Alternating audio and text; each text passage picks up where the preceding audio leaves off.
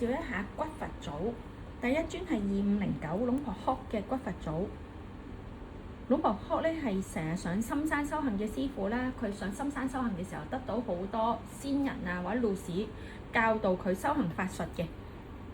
師傅禪定嘅時候咧，就見到好多士兵以前打仗走咗嘅士兵嘅靈魂啦，咁得知佢哋好想即係已經歸咗我佛啦，好想幫人，但係佢哋又投唔到胎，咁所以師傅咧就用咗佢哋嘅意願，用咗好多年咧去揾佢哋，即係揾籌集108個骨灰士兵嘅骨灰，做咗呢一批牌，令到啲士兵可以幫助佩戴者啦，佩戴者又做善事回向俾佢。骨佛組咧用咗100個士兵嘅骨灰同埋8個將軍嘅骨灰，可以令到你事事順利啦，無往而不利啦，亦都可以增強你個人個運程啦、運勢啦，對賭運啊、生意啊各方面都好好嘅，而且係行走佛個相啦，寓意你係做乜都順利，越嚟越好，而且好多仿品嘅。當年做嘅數量做咗好少嘅啫，而家好難揾到。咁而家鋪頭有一尊喺度實物，係啦，包咗防水金殼嘅，大家可以望一望，因為呢啲係用大量嘅孔派啦、手模壓製啦，所以品相保存到大家仲可以見到少少師傅嘅手指模，係啦，而家好難揾。另外介紹呢一尊就2562年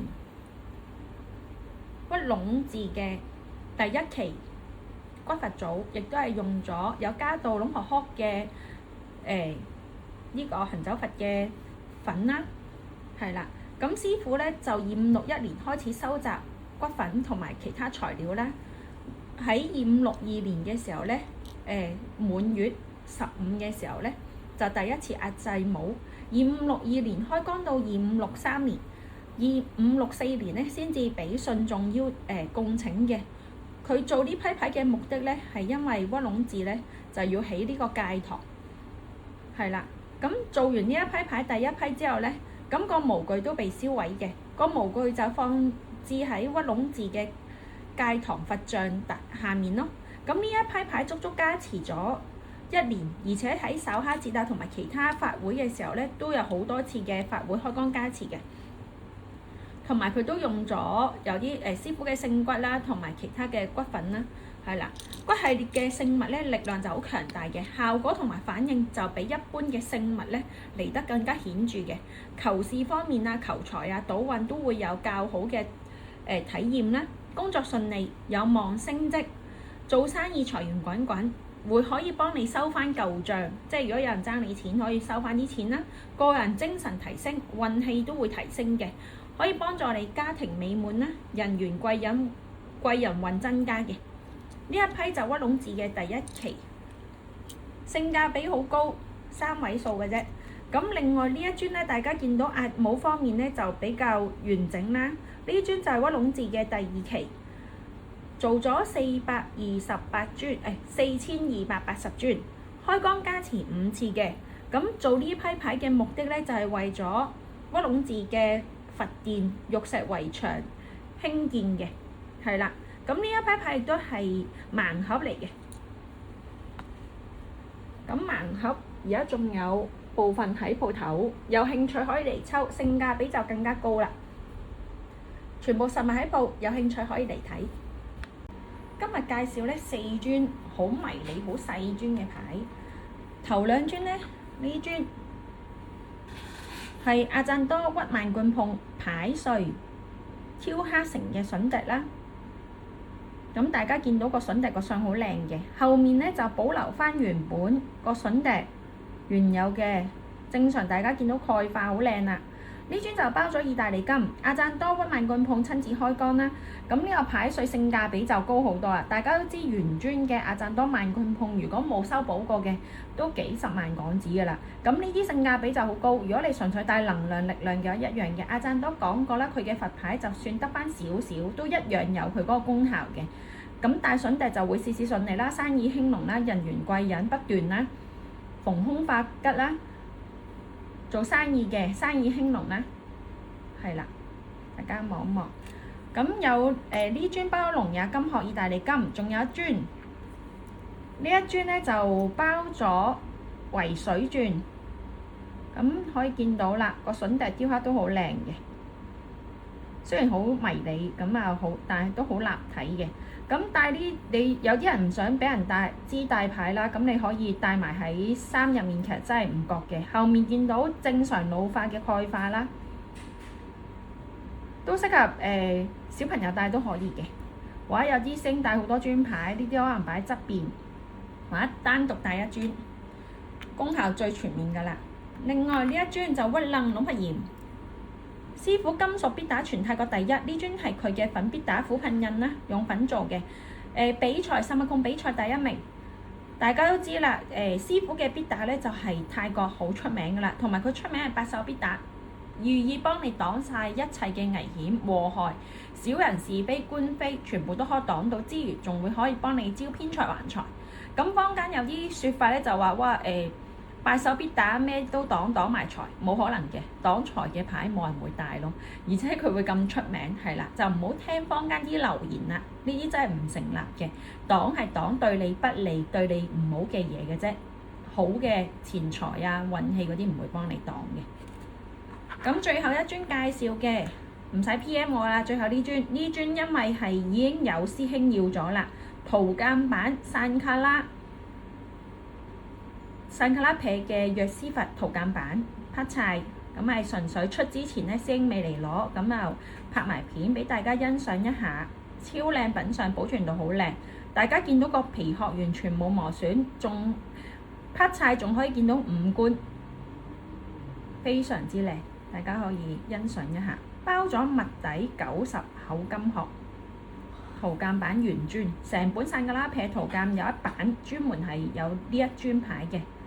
出之前留翻個紀念先。咁頭先講咗啦，呢尊唔出嘅。另外，如果有對呢三尊有興趣嘅話，實物喺鋪有興趣可以嚟睇。講起龍方茂咧，2517，大家第一時間就會諗起夏魯曼啦。其實師傅嘅自身咧都非常出名嘅，泰國人咧都好中意戴師傅自身。點解咧？因為泰國人覺得師傅用咗自己個法相做佛牌啦，一定會將自己畢生所學啦，注滿晒落自己個自身牌度嘅。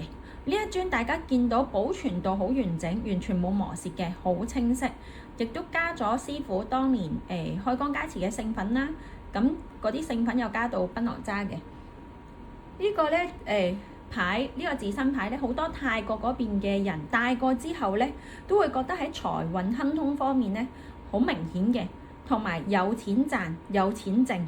呢個好重要啦，有錢剩，人緣增強咗啦，工作如意順利嘅。咁喺職場表現改善啦，身體同埋意志力都會改善嘅，冇咁容易放棄嘅。配上師傅嘅夏魯曼一齊戴咧，個效果會更加強。係啦，大家見到保存度好高，完全冇磨蝕，原裝頂圈都喺上面嘅。如果有戴開師傅夏魯曼咧，可以請埋尊自身同夏魯曼一齊戴咧，個效果就會相輔相成，更加強嘅。另外介紹完龍鳳茂自身啦，仲有尊都係龍鳳茂2517嘅招財女神欖骨。咁大家見到啦，品相都好清，少少呈現玫瑰金色，好靚嘅。啲暗紋都好清啦，包咗90口金殼。龍鳳茂嘅招財女神咧，後面有埋錢袋啦。咁招財女神顧名思義就招財招人緣啦，錢袋就幫你守住啲財，等啲財唔好漏出去啦，即係招到財之餘仲可以守到財。下面有埋甩赤呢啲，係代表無盡嘅財富、無盡嘅福報，寓意亦都非常之好。同埋招財女神就比較方便啦，可以扣腰扣鎖匙。呢兩尊咧就係龍鳳茂，都係2517嘅。另外介紹第三尊，呢一尊就係古巴龐氏2561年嘅一期虎頭路士。咁虎頭路士咧就可以增強個人個智慧啦，對學業啊、辟邪方面都會好有幫助嘅。同埋大家見到佢個虎頭路士咧，手握錢袋，佢握錢袋嘅意思係幫你招財之餘仲可以守財啦。同埋大家都知啦，佩戴路士咧就會增強你個靈感啦，擋降頭。特別係好受啱啱開始創業嘅人，可以提升你做嘢嘅專注力，同埋令到你諗嘢更加清晰啦。大家望一望啦，品相保存度好高嘅。呢樽就包咗防水意大利金殼。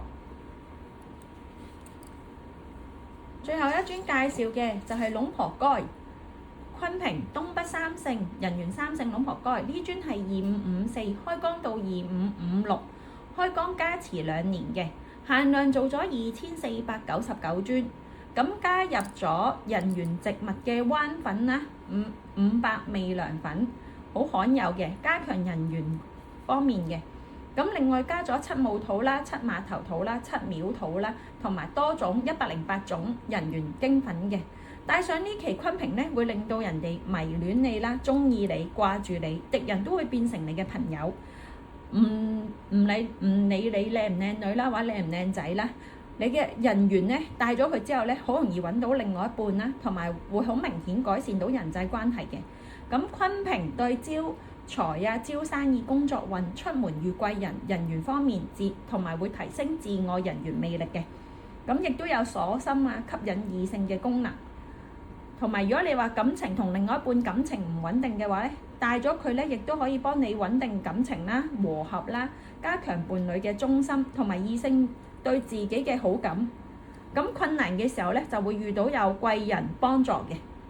後面有古曼湯。古曼湯咧就係可以幫助各方面順利啦、求願同埋幫你看護家園嘅。呢樽保存度亦都好靚，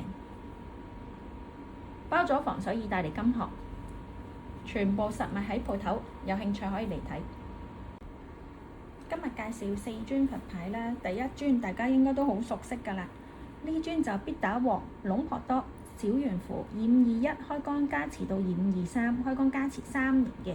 小圓符就同珍寶二同期啦，小圓符就係細母啦，大家見到手指好清晰嘅呢一樽，係啦，整體都品相保存度好高，後面個圓符好完整啦。咁龍婆多必打大家都知道啦，就係招偏財還財啦，同埋擋險擋是非擋官非嘅。當你遇到危險啊、唔好嘅事情，佢都可以幫你擋晒啦。同埋呢個 size 咧，細樽就好比較容易佩戴嘅，亦都係包咗防水金殼。大家望清楚個品相啦。另外介紹完必打就介紹昆平啦。昆平呢樽就係古巴豆2552第一期嘅昆平。古巴豆相信大家都知啦，而家係泰北最出名人緣法門嘅師傅。咁呢一樽佛牌就係師傅第一期嘅昆平，同埋如果熟悉呢位師傅都知，呢位師傅每次做佛牌個數量做好少嘅，點解咧？因為佢用嗰啲材料咧就比較足料啦，我哋講。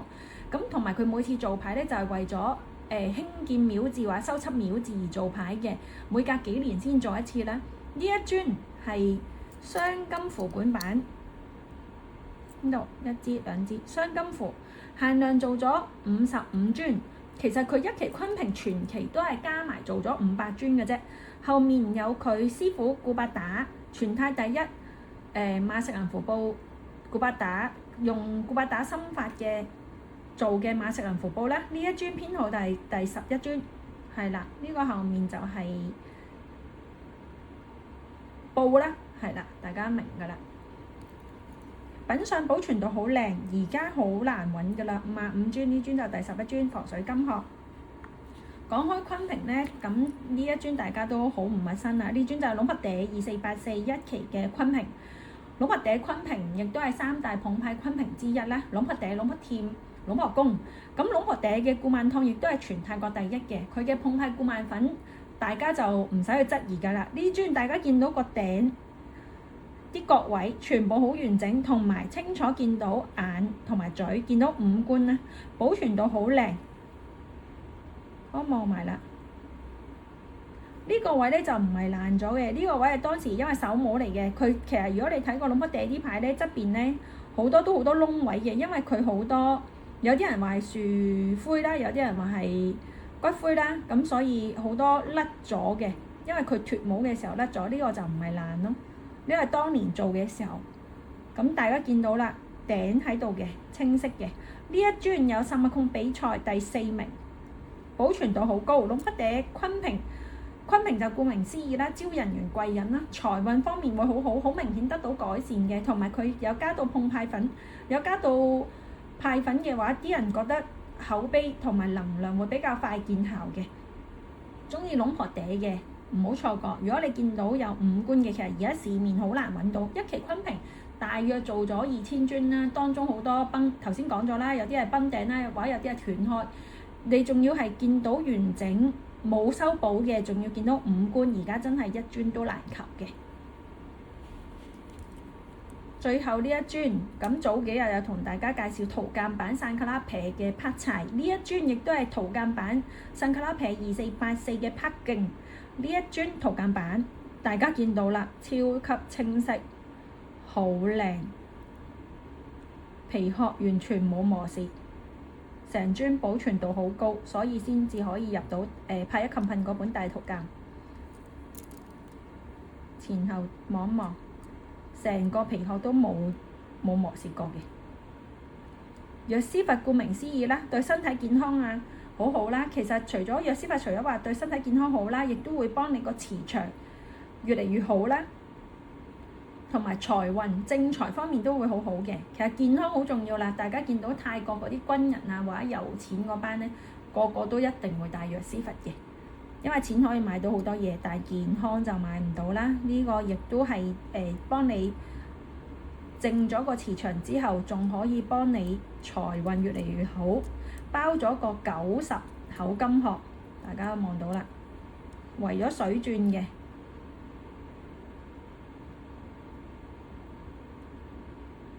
如果有興趣咧，就可以及早通知我啦，因為上次我尊細母拍柴咧都未擺上網，就已經即刻有師兄識貨，即刻要咗啦。全部實物喺鋪頭，有興趣可以嚟睇。呢排介紹啲圖鑑版同埋包金殼嘅老牌比較多啦，有啲客人就查詢有冇啲性價比高嘅牌，當然都有啦。第一尊咧介紹嘅係古巴神尼。古巴神尼，如果有留意開我網站啦，或者有睇開我鋪嘅片都知，其實我就出好多呢位師傅嘅聖物啦。咁呢位師傅咧係出名人緣貴人、異性緣同埋財運方面都好好嘅。咁我一路收就因為好多客人帶完都好多試即口碑啦。咁呢一尊係師傅嘅顧萬燙雙符管人緣膏，同埋大家可以見到好大啱嘅，真係其實每次係搽好少嘅啫，可以用到成10年咁耐噶啦。咁師傅呢個人緣膏咧做個數量做咗好少啦，咁得到古巴神尼師傅長時間加持，再用咗佢最拿手嘅法術人緣法術開光，咁對招人緣、招財、招生意、口才同埋吸引注意咧，令到人哋對你有好感啦，增強自己個人緣魅力，同埋加強個貴人運，增加你本人嘅自信啦，令到你事事得心應手。顧萬燙同埋符管咧，可以攞出嚟包防水殼更新嘅。個人緣膏咧，平時如果你可能去約會啊、見客啊，或者見啲重要嘅人，去傾啲重要嘅事情，你都可以搽眉心、2條眉同埋下巴位嘅，咁令到你促成你生意啦，或者促成人哋對你個成個觀感啦、個印象啦，去見工都啱用嘅。同埋如果你本身有師傅嘅佛牌，你可以攞少少師傅嘅人緣膏啦，搽落個佛牌度，類似係加強個能量，係啦。咁當你覺得佩戴咗或者用咗樣樣嘢都好咗之後咧，你就可以做善事回向啦，咁令到自己會越嚟越好嘅。第二尊牌介紹嘅就係龍婆巴素，用黑牛木。黑牛木咧本身係樂器嘅木啦，亦都係吉祥嘅木嚟嘅。相信咧呢種木咧會帶俾佩戴者咧財富同埋勝利嘅。如果呢一尊拉壺咧限量做咗999尊，同埋佢開光加持4次。第一次咧就係唐薩拉子，第二次咧係屈寇柯，第三次係2023年嘅4月20號嗰日係日食嚟嘅，第四次咧2023年5月5日嗰日都係日食嚟嘅。大家都知啦，日食或者月食開光加持拉壺咧，個能量會更加強啦。咁師傅運用咗古老嘅法門嚟製作呢期嘅拉壺，同時咧佢加咗人緣嘅法術，令到佩戴者有良好嘅人緣同埋貴人相助啦，以抵制現今社會出現嘅小人作祟，同埋開光嘅時候咧，請咗拉胡降法開光呢一批牌嘅，令到佩戴者可以反彈小人嘅陰招啦，防止小人嘅中傷、誹謗、詆毀、陷害，令到個小人咧會得到應有嘅懲罰啦。另外可以防止流年不利，減少是非官非。咁嚟緊新年啦，如果有師兄師姐咧，即係嚟緊係可能犯太歲嘅，咁都可以請尊拉胡幫助嘅，係啦。如果講開呢位師傅咧，龍婆巴素，唔知大家熟唔熟悉啦？其實佢亦都係好出名嘅吹金和尚，出名咗好多年㗎啦。咁呢一套咧，亦都係師傅2565年開光嘅星月老虎牌啦。佢本身有小蠟磚啦，同埋有九寶銅啦、朗片用咗啲符管落去做嘅，法阿拔同埋阿伯格，運用咗古老嘅法術，同埋開光嘅時候咧請咗虎神一齊開光加持嘅。大家可以逐尊攞上嚟，大家可以望一望啦。咁呢一批開光嘅時候咧，請咗好多龍婆阿贊一齊念經開光啦。咁同埋請咗虎神給予聖物力量啦。虎神可以幫助克服困境同埋克服挑戰嘅，令到佩戴者佢呢期叫做星月老虎牌嘛，令到佩戴者可以喺月下欣賞天際，即係令到你無憂無愁啦。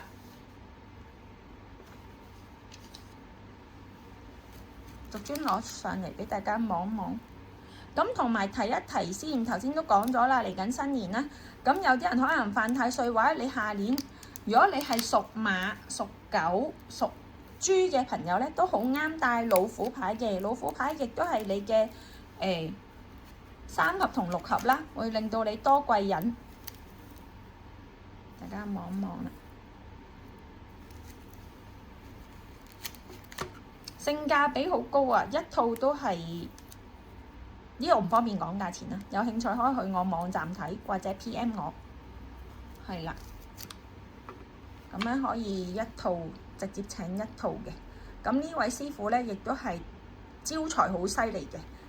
佢叫吹金和尚，就係佢有埋片段㗎啦，我會擺埋上網，有興趣去睇啦。咁就係俾人拍埋片擺咗上網嘅，係師傅攞住3塊金箔寫埋符咒，嗌信眾咧自己撳住喺個額頭度。師傅念完經一吹，嗰3塊金箔咧係憑空消失咗嘅。所以師傅對財運方面亦都好犀利嘅，而且師傅每次製造嘅佛牌呢個數量比較少，係啦。另外最後介紹埋呢6尊，呢6尊牌咧就2568龍婆魯佩嘅。龍婆魯佩咧係森林派法物嘅師傅，佢係跟阿姜曼法物嘅。佢呢個咧叫幸運幣，森林派靈蛇護法，增強呢個人緣，化險為夷，增加貴人。後面大家見到有靈蛇嘅，咁蛇形嘅佛牌被認為可以帶來財富啦，同埋蛇亦都有啲人係話係可以招偏財，生意上有良好嘅機會啦。咁呢批牌咧有6隻顏色嘅，大家見到後面都係蛇啦，咁有6隻色，係啦。同埋呢一批牌咧，亦都會提升你個人嘅魅力啦，吸引人際關係，改善人緣同埋和合嘅。蛇仙有幫助增強呢個性感啦、魅力啦，吸引異性，提升桃花嘅。蛇形嘅佛牌中咧，蛇同埋龍嘅形象有效辟邪啦、擋災啦、驅除負能量嘅作用，鬼同妖咧都會被驅除嘅。咁頭先講咗啦，如果你係屬雞、牛同埋猴嘅，都好啱佩戴蛇，都係你嘅貴人嚟嘅。咁同埋呢啲咧，你就可以扣鎖匙扣腰啦，佢冇佛相，比較方便攜帶嘅。性價比好高，全部實物喺鋪頭，有興趣可以嚟睇。今日啱啱翻咗牌啦，大家可以見到翻咗供奉型啦，就2568年龍婆侵蘭師傅嘅稍蝦呢期出嘅供奉型，呢批咧就係屈塔大師傅俾咗物料屈塔大嗰邊啦，同埋龍婆侵難過去一齊念經開光嘅，啲經文就屈塔大個主持寫嘅，大家可以見到品相保存到全部全新啦，呢啲係啦，呢一尊咧就係317 number，寫晒經文嘅，個底都贊咗符。如果黑色全黑做咗988尊，即係當時法會。咁另外一尊啦，呢啲全部都係全新冇供奉過嘅。呢尊咧就328生意法啦，number 超靚，底都贊咗符。同埋大家可以見到個物料咧，同平時嗰啲黑色咧唔同嘅，唔係由一陣黑漆，而係佢個物料咧好似黑色起沙嘅，實物好靚啊！黑色有3尊，都係贊咗符啦，即係有經文啦，寫晒符啦。啲法器全部有贊嘅，呢尊就340，大家睇埋個底。另外黑金色就做咗288尊，有尊好靚嘅number，收翻嚟都個價錢比較高嘅。呢尊我哋見我喺個袋都 mark 咗，呢尊係88黑金，本身限量做咗288尊，都係贊咗符啦。咁呢度大家望翻啦，呢個就係88泰文88法啊。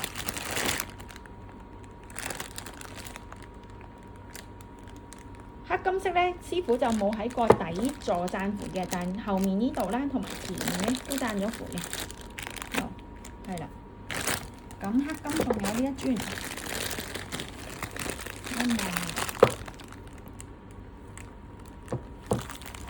咁大家見到啦，全部連埋出料嗰個袋啦，冇用過冇供過嘅。呢尊 number 就64號，同期有出埋象神嘅，象神黑金色都係做咗288尊，不過呢尊咧我就有師兄訂咗噶啦。咁大家見到啦，都有贊符同埋後面咧都寫咗符嘅，係啦。呢個都 number 好靚啊！咁頭先講咗啦，288尊啦，呢尊 number 就第5號，5喺泰文就讀哈啦。咁泰國人有時打555，即係哈哈哈，即係哈哈笑咁解啦。同埋係頭 number 1至10號，大家都知道難揾啦。呢個就5號。呢尊唔使 PM 我啦，呢尊已經有師兄要咗嘅。仲有尊更加罕有嘅全金色，全金色限量做咗88尊。咁大家見到啦，呢度師傅都係寫咗符啦，個底呢度見到啦，寫晒紅色符，同埋後面呢個位。呢尊金色呢尊咧都係蝦啦，都係5號。睇下先，大家見唔見到？係啦，都係5號嚟嘅。咁頭9尊都係特別少有噶啦，大家都知啦。靚 number 5號哈，咁2尊加埋就哈哈，真係少啦。係啦，全金呢尊可以 PM， 呢尊仲未有師兄留嘅，呢尊已經收咗訂金噶啦。全部實物喺鋪頭，有興趣可以嚟睇。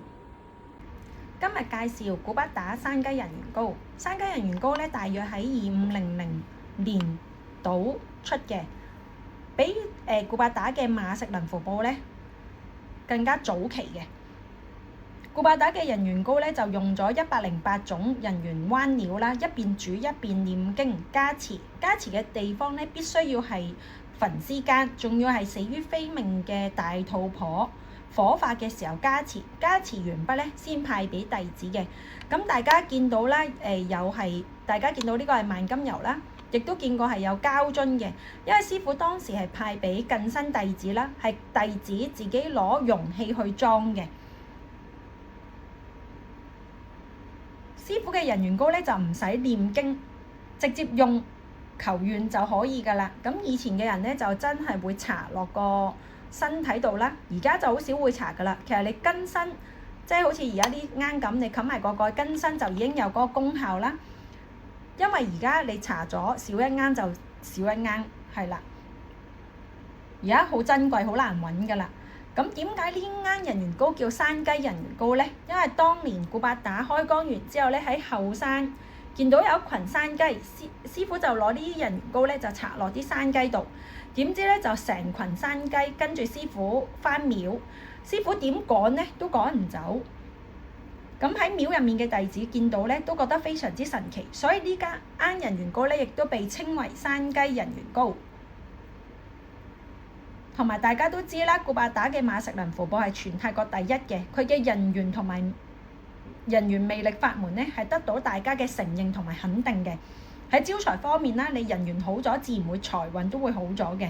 咁如果你話我想要古巴打嘅馬食能符簿，其實而家價錢都比較高，同埋好難揾嘅。山雞人緣膏亦都係非常之難揾啦，要揾到一啱真品咧，非常之難嘅。咁大家見，如果有留意開我網站，我都好耐先收到一啱，而且呢一啱咧仲要係薩瑪控比賽第一名嘅，完整度好高，冇使用過。有興趣咧，大家可以嚟鋪頭睇實物，係啦，對招人緣、招異性緣、招財方面都好好嘅。實物喺鋪，有興趣可以嚟睇。今日介紹咧一位新嘅師傅俾大家認識嘅。大家都知我就比較中意老牌啦，點解呢位新師傅都會特別刻意咁介紹呢？咁大家可以望一望呢個師傅嘅牌先，咁可以清楚見到師傅用針筆刻滿晒符嘅成塊牌，唔係壓出嚟嘅。呢啲全部啲經文都係師傅一筆一筆一路念經一路寫出嚟嘅，成個背都係寫滿晒符。呢位師傅咧就叫龍婆釘啦，佛曆2518年12月27日嘅時候出家，喺屈勇羅勇府，即係龍婆添嗰個府出家嘅。咁就2539年第一次出家啦，出家之後咧就前往佛統府嘅佛山進行阿毗達摩嘅修法啦，同時向好多位在家嘅法師學習各類嘅法門，包括避險啦、刀槍不入。佢所學嘅所有內容咧，都會書寫，跟住用針筆不停咁樣練習。咁大家都可以見到呢一尊咧，都係側邊寫滿晒針筆符嘅。佢學晒好多唔同嘅法術。師傅咧就學完法術之後咧，2544年佢就選，你見到後面呢個全部都係符嚟嘅。2544年嘅時候，師傅會選擇咗還俗，因為佢希望佢學嘅所有符咒，佢想親身去試驗一下。因為喺僧侶，即係如果喺和尚嘅情況下咧，咁好多嘢就唔可以嘗試啦，因為要守戒條嘛。咁佢還俗2年幾嘅時間咧，佢將自己學習嘅法術不斷咁進行測試啦，將顯著有效果嘅法術咧更加精煉，更上一層樓。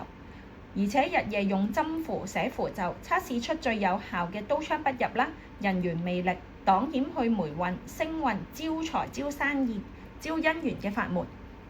2年後，為咗將法門更上一層樓，咁師傅咧就再次出家啦，同埋去咗寮國永珍一帶，多次去象山個山洞度修行同埋禪定嘅。最後師傅被邀請去咗鬱來省馬奇探寺度做主持啦。做主持之後咧，為咗修葺廟寺咧，師傅就開始做佛牌。咁大家見到好清晰啊！開始做佛牌，咁佢啲徒弟啊，同埋啲信眾帶咗師傅嘅牌之後咧，所有不如意嘅事情咧就冇發生啦。同埋咧有外國嘅弟子帶咗師傅嘅牌求願，好快就成咗願。咁就喺弟子之間咧，同埋信眾之間咧就傳咗出嚟啦。咁好多人去請師傅嘅牌啦。咁師傅都絕不馬虎嘅，見到每一尊師傅係用針筆符，每一尊刻上去，每一路刻嘅時候一路念經開光加持嘅。亦都有泰國本土嘅男士一路都冇拖拍啦，咁求咗師傅嘅牌之後，求得美滿嘅姻緣，結咗婚之後仲生埋小朋友，做埋小生意，所有嘢都會越嚟越順利咯。咁師傅喺招人緣、招財、升運、擋險方面都好好嘅。咁大家可以見到每一尊牌都有師傅針筆刻滿嘅符咒，因為師傅一路刻嘅時候一路念經加持啦。而家性價比好高，因為呢啲牌咧暫時就冇俾人炒貴啦。同埋每一尊你見到佢嘅銅板都好啦，都好起彩好靚嘅。成尊排起幻彩。咁因為呢啲唔係冇壓落去嘅紋啦，係師傅針筆紋，所以你見到係唔會話深到好似個壓帽印咁樣嘅。每一尊都好靚。咁趁而家個貢金唔高嘅情況下咧，都建議大家可以收，你淨係收師傅嘅針筆符，每一尊刻滿咁多符印，都物超所值。實物喺鋪頭，有興趣可以嚟睇。如果想選購佛牌，請瀏覽本人網頁，網址係 www.plugclubhk.com。請 like、share、subscribe，下集再見。